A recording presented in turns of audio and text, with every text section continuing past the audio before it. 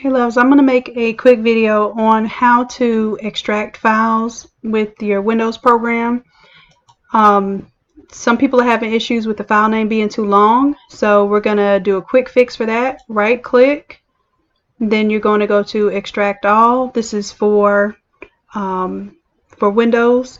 Now it's telling you the folder that this is going to go into. First of all, it matters what folder you're putting this into if it's too long. So you can just literally take the rest of this name off and just make it a few letters, just one word, fresh. Then that way when you go to extract it,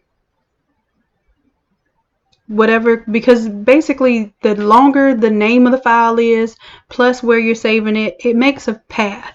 And when this path is too long, it won't allow it to save. So this is going to help you with that. So just cut down on that, or what you can do is when you extract, you can go to Extract All, and then when you go to Browse, instead of doing it that way, you can just put it on your desktop. Then that way it has a, well, yeah, let's see. Yeah, I think on, yeah, look at I have to move some stuff right now.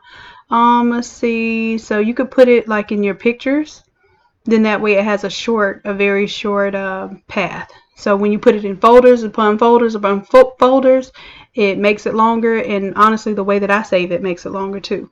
So you can select that folder, save it there, and then once you go to extract, it'll extract the folders there. So hope that's helpful. Let me know if that works for you, and if it doesn't, we'll figure out another solution. Alright guys, thank you.